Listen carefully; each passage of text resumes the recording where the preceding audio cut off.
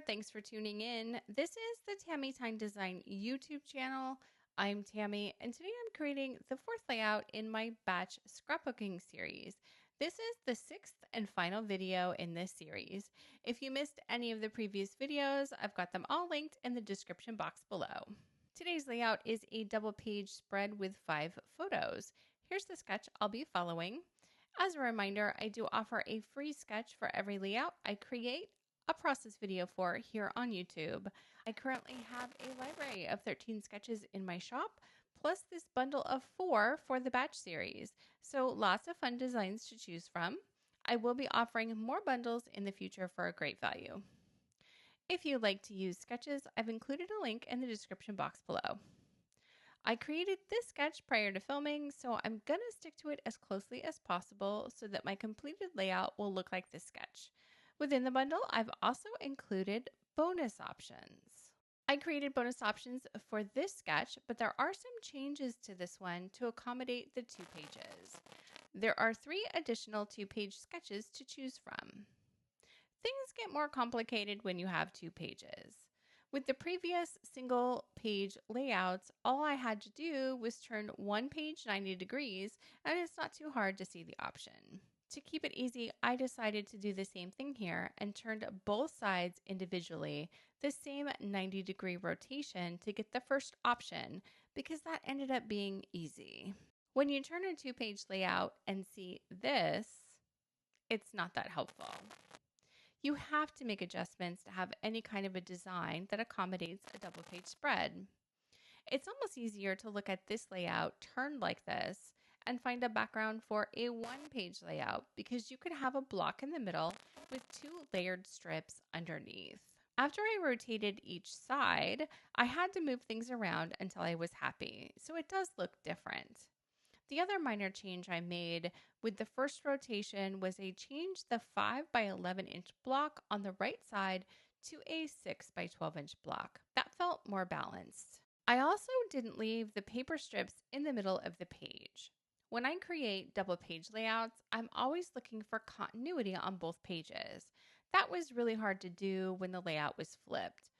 But this is a sketch, and sketches are meant as starting off points. Every element here can be switched up and changed to suit your needs. One little thing I would probably do to get the continuity I crave is change the order of the 1-inch strip and the 2-inch strips on the right. I'd mirror them so that the same paper butts up against both edges. Take them for what they are, just bonus options to consider. I wanted to offer this bonus in the download bundle as a thank you to everyone for subscribing to my channel and supporting my small business. So let's look at today's sketch and all of the papers I'll need to complete this layout.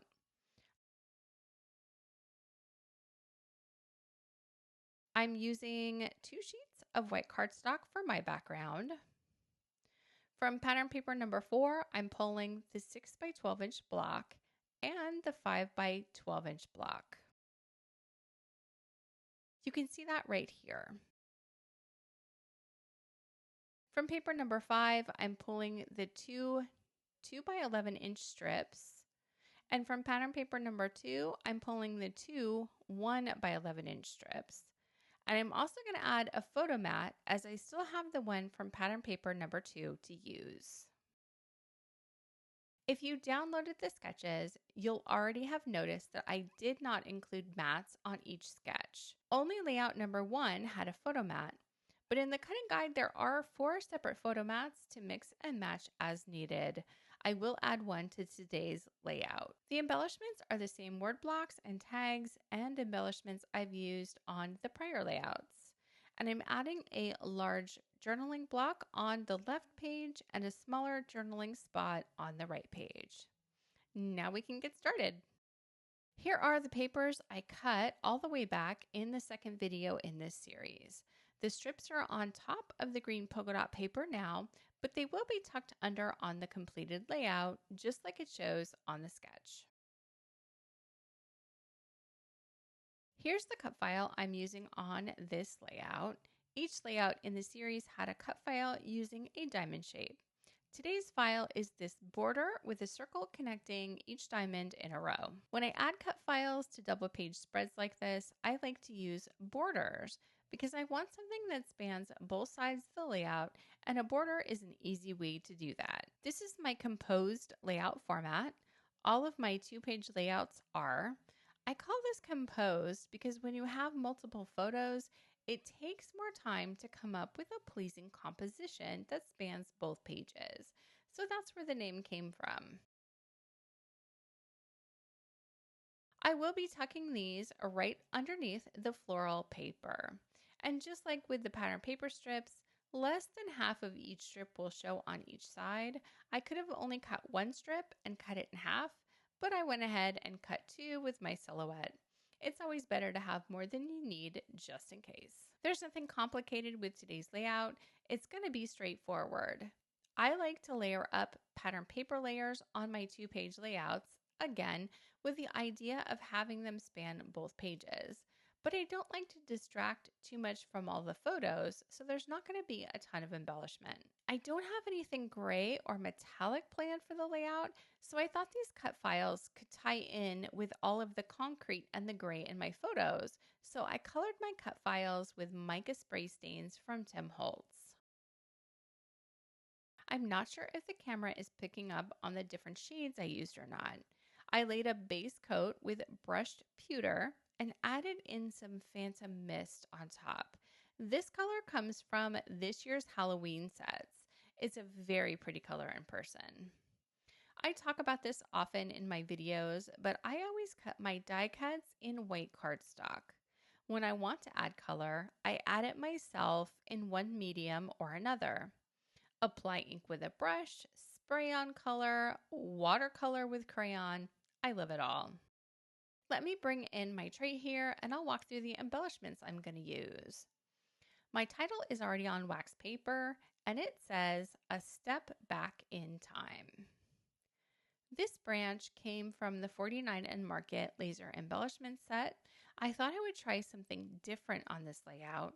The blue flowers would have worked with the colors in my photos, but I didn't end up using it. I'll end up pulling more of the same leaves I've used on the previous layouts. My journaling is already on a block of paper. I used more of that same light blue polka dot paper that I made the tag from in the last video. This was from pattern paper number 5. Like I mentioned in the last video, keep your scraps handy for this exact reason. I pulled a few of these super cute fabric flowers from Queen & Company that I've had in my stash forever. I used another yellow flower from this same set of flowers on the very first layout in this series. I do have several sets, so I was able to tie in all of the main colors here. And I have some Studio Calico chipboard pieces. I pulled all of these back when I originally picked my pattern papers, and I'm so glad to finally use them on one of the layouts. I have a camera and some of the hearts in a blue color that coordinates with this blue from my Honeymoon printable set. I'm adding blue labels to this layout along with a few word tags. The other things I pulled will not make it on the completed layout.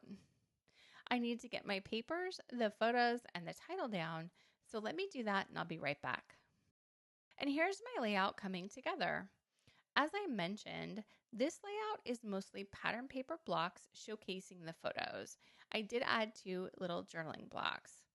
And as I was putting everything down, I did make a few adjustments in my layout. I did add my last photo mat to this photo on the right page, and then all of the elements on the left side of the page migrated down a bit. I don't really measure that much. I have a T-square ruler somewhere. I should have gotten it out today, but I didn't. I didn't realize I was adding everything about an inch too low until I started putting together the right page. Everything on the right side ended up about where it's supposed to be. I'm actually okay with this orientation because having this photo higher is going to give me a little bit of a frame for my embellishment cluster that's going to go on the left side of the page. It's this one here in my sketch. The photos were supposed to be at the same height all the way across. It's a minor detail and it doesn't make that much difference in the overall layout. If that kind of detail matters to you, grab your ruler and don't wing it. I wing it more often than I measure. But that also means if it goes wrong, I'm okay with either fixing my mistake or I'm okay with the happy accident. Here are the alphabets I used for my title. I used an all caps thicker set and the Candy Shop alphabet in black from Doodlebug. I'm going to get all of the embellishments out and I can finish up this page. I'm sending out all of the items I know will go on my page, but I usually pull more than ever ends up on the completed layout. I'd rather have things on the tray that are not going to work rather than have to go hunt through my stash while I'm creating. In my 2-page spreads, I try not to add too many embellishments, but it really is important to have those 3 clusters in a visual triangle across both of the pages. And I try to be strategic about where I put them by trying to include the title, the photos, and the journaling. My clusters will be at the bottom left where the 2 bottom photos come together, at the top left by the title, and the mid right page by the journaling. And when the eye travels back across the layout through the journaling on the left side to close the triangle. And then the eye will travel back across the layout through the journaling on the left side to close the triangle. So all of the important parts of the layout will be covered. I was really trying to make that other flowering vine work on this layout, but it was just too wispy for me. This layout is all sharp corners and blocks, and while a vine like this might have helped soften some of the angles, it just wasn't working. I'm going to keep using the same kind of leaves that I used on the other layouts instead. It's going to take me a bit of time to arrange everything. The embellishing is my favorite part of creating a layout, and it's the thing that takes me the longest. So while I'm doing that, I thought I would recap this series a little bit. My purpose in creating a series was to create my own process for batch scrapbooking. Using the same products on several layouts is not something I've done that much in the past. I do save scraps. I may use a treasured pattern paper on more than one layout. But in general, once I've used a page kit and made a layout, I don't have much desire to use the same papers all together to create another layout.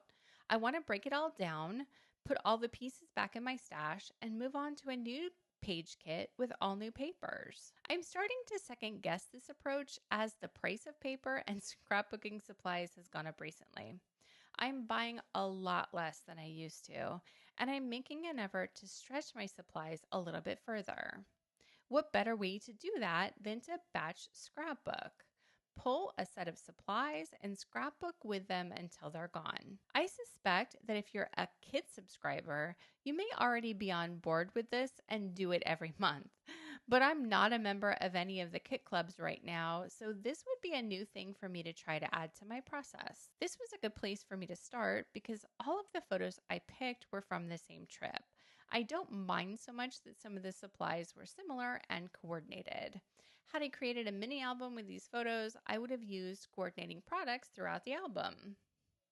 But I didn't want all of the layouts to be similar. I wanted this series to show that the same group of products can create very different layouts, and you could be intentional about creating in different formats while still getting the time-saving benefits. I used the 49 and Market laser cut embellishments and my own Honeymoon printable on every layout. I pulled a few fabric flowers, some shaker filler, and chipboard elements at the same time, which saved me time from rooting through my embellishments while I was creating each layout. When I pulled my papers, I gathered up a variety of alphabets and thickers, and I skipped the enamel dots to streamline the finishing touches. I hope this series also provided you with some value. I had fun planning these layouts, and I think this is something I can probably add into my content and do a series like this once or twice a year. I've got everything where I want it, so let me glue all of this down and I'll be right back to finish the layout. The last thing I'm going to add is a little ink splattering with the Phantom Mist mica stain. This layout does not have a ton of embellishments, so it won't be hard to add a few ink splatters. I just grabbed a silicone craft mat to protect my desk. I've got some cardstock scraps to cover up my photos so I don't get ink all over them. I'll add splatters to all 3 of my embellishment spots, being careful not to overdo it. Nothing technical here. I just take the sprayer out of the bottle and tap on it to distribute the ink. You could also dip a paintbrush into the bottle to get the ink. If you want fatter splatters, that's how you get them. Tapping the sprayer generally gets you tiny, small splatters unless you dip it in the bottle and kind of drop it just like I did there.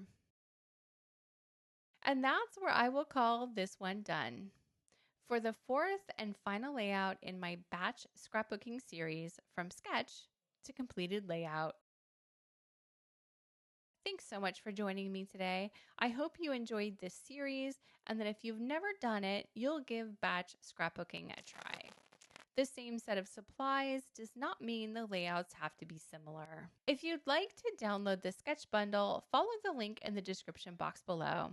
I've also added a bundle with all of the cut files from this series in my shop. See you next time.